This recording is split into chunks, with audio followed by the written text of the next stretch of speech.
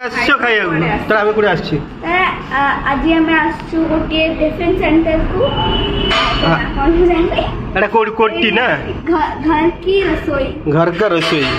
yes एसो केमती का रेट अछि एटा बहुत भलो इडली 30 अछि बड़ा अछि मैसूर अछि सब 30 अछि पूरी भी 30 अछि हमें मसाला डोसा 30 अछि प्लेन डोसा नहीं तो 25 रुपीस प्लेन एडी प्लेन डोसा मसाला डोसा गोटे आ गोटे हला हमें नै चंदी पूरी गोटे 30 चाय लास्ट हो एडा देख बढ़िया अछि ऊपर बसी खाइबा मसाला डोसा एडा वाला प्लेन डोसा डोसा पूरा शाइनिंग करके खाइ तो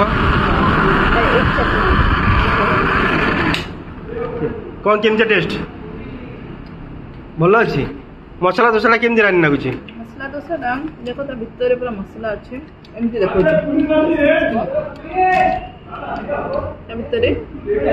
आलू भल लागुछि तो आलू दे आलू कम अछि आली मगैली एटा पूरी मोर एटा पूरी मगैली आ पूरी रे एटा दे तरकारीटा दे ओके एटा माने ये दके आलू तो गंदी नहीं आलू नहीं प्लेन